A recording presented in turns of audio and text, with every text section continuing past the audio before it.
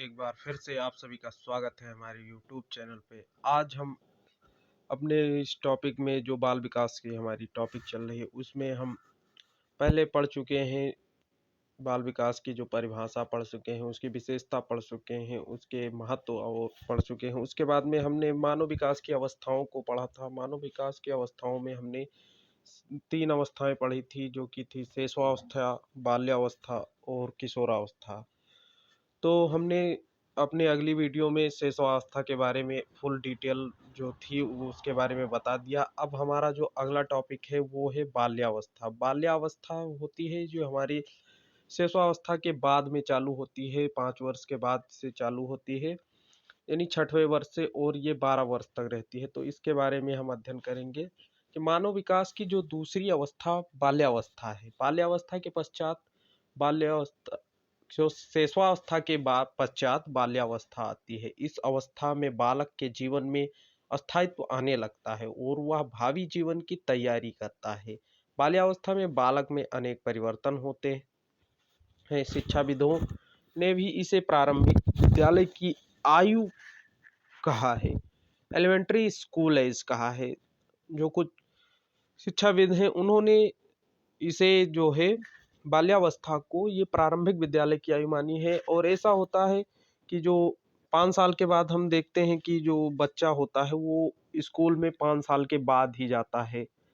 ज़्यादातर यही होता है कि जब उसकी 5 साल की आयु पूरी हो जाती है फिर वो जाता है, उसका नर्सरी केजी में नाम लिखा जाता है, तो वो 5 वर्ष के बाद ही होता है।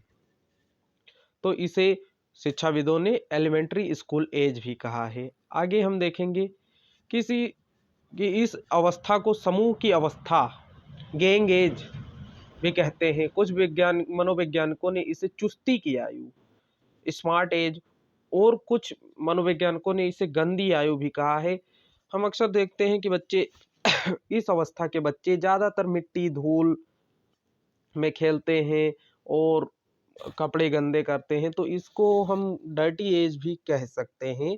जो ये अवस्था है बाल्यावस्था, इसको हम डर्टी एज भी कह सकते हैं। ये 6 से 12 साल तक की जो आयु होती है, इसके बीच में बच्चा जो है ये समूह भी बनाने लगता है, अपने जैसे घर से बाहर निकलता है फिर उसमें बच्चों से मिलता जुलता है, तो इसे गैंग एज भी कहते हैं। फिर देखेंगे हम अगले पेज पे हम जो है बाल्यावस्था की विशेषताएं। बाल्यावस्था की विशेषताओं में कई टॉपिक्स हैं, हम इनको सीरियल से पढ़ेंगे। तो आप देख सकते हैं जो पहला हमारा टॉपिक है, इसे जीवन का अनोखा काल कहते हैं। बाल्यावस्था जो होती है ये जीवन का अनोखा काल होती है, ये इसकी पहली विशेषता है। दूसरी विशेषता है प्रारंभिक विद्यालय की आयु। जैसा कि हमने आपको बताया है कि ये जो एलिमेंट्री स्कूल एज है, इसमें बच्चा स्कूल में प्रवेश करता है।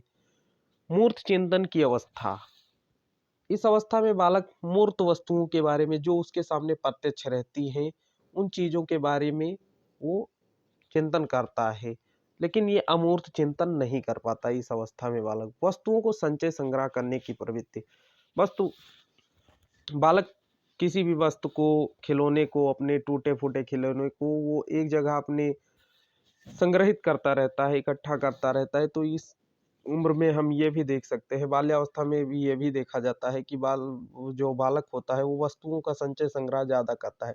टोली, दल या समूह की आयु, फिर इसमें हम देख सकते हैं कि जो बच्चा है वो अपने घर से निकलता है, फिर वो कुछ वहाँ उसके स्कूल के फ्रेंड, घर के बाहर के फ्रेंड होते हैं, उसमें वो उनका समूह बना लेता है, उनमें एक ग्रुप में रहता है। तो वो जो होते हैं वो समूह की आयु कहलाती है या टोली की आयु कहलाती है लगती है। मिथ्या परिपक्वता का काल, मिथ्या परिपक्वता का काल का अर्थ है कि वो बालक को लगता है कि मैं परिपक्व हो गया हूँ, लेकिन वो हुआ नहीं रहता है, वो परिपक्व असल में नहीं हुआ रहता है। लेकिन बालक को ऐसा लगने लगता है कि वो जब कोई बात उसे समझाता है तो फिर उसे मानता नहीं है।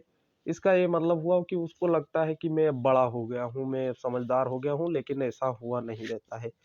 फिर हम देख सकते हैं कि बाल्यावस्था में जो हमारा शारीरिक विकास होता है, बच्चों का शारीरिक विकास होता है, वो कितना रहता है, कैसा रहता है।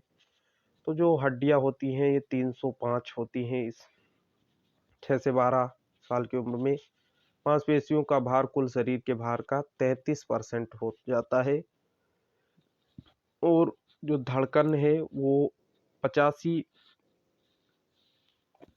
प्रति मिनट हो जाती है। आपने शेषावस्था में देखा होगा कि जो थी उसकी धड़कन 140 प्रति मिनट हो जाती थी, लेकिन इसमें 85 कम हो गई और धीरे धीरे ऐसे करके उसकी जो धड़कन की गति है वो धीरे धीरे थोड़ा और स्लो हो जाती है। अभी तो उसमें तेज चल रही थी, शेषावस्था में 140 थी, इसमें 85 हुई।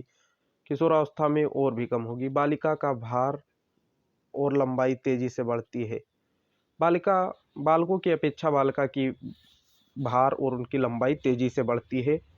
फिर हम देखेंगे कि जो बाल्यावस्था में है ये मानसिक विकास कैसे होता है। तो बाल्यावस्था में मानसिक विकास के लिए 5 से 6 साल में 90% तक मस्तिष्क का विकास हो जाता है। 10 साल में 95% तक मस्तिष्क का विकास हो जाता है और 11 साल तक निरीक्षण और जिज्ञासा का विकास हो जाता है। बालक किसी चीज को देखकर समझ सकता है, उसको जान सकता है, किसी चीज के विषय में वो चिंतन करता है, सोचता है, उसके बारे में प्रश्न पूछता है। तो 11 साल की अवधि तक वो इतना परिपक्व हो जाता है। फिर जो है अगला टॉपिक हमारा है सामाजिक विकास। मानसिक विकास हम देख चुके हैं, हम शारीरिक विकास देखेंगे।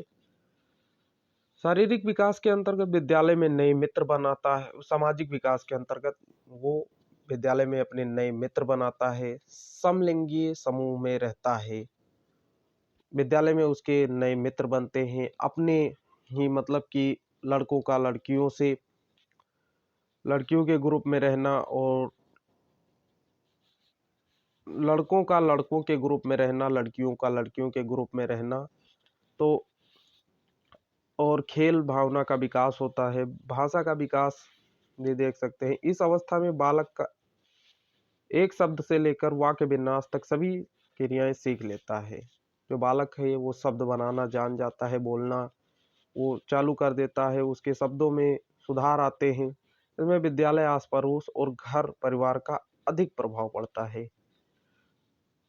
इस प्रकार वो अपने घर से, परिवार से, आस पड़ोस से जो चीज़ों को सीखता है उससे उसका जो है वाक्य विन्यास सही होता है। तो हमने बालक बाल्यावस्था में भाषा का विकास पढ़ लिया, सामाजिक विकास, मानसिक विकास और सामाजिक विकास के बारे में हमने जान लिया। अगले टॉपिक में हम किशोरावस्था, एडोलसेंस के बारे में आपसे यहाँ पर चर्चा करेंगे। तो आशा करते हैं आपको वीडियो समझ में आई होगी। तो लाइक करिए, शेयर करिए, कमेंट जरूर करिएगा। धन्यवाद।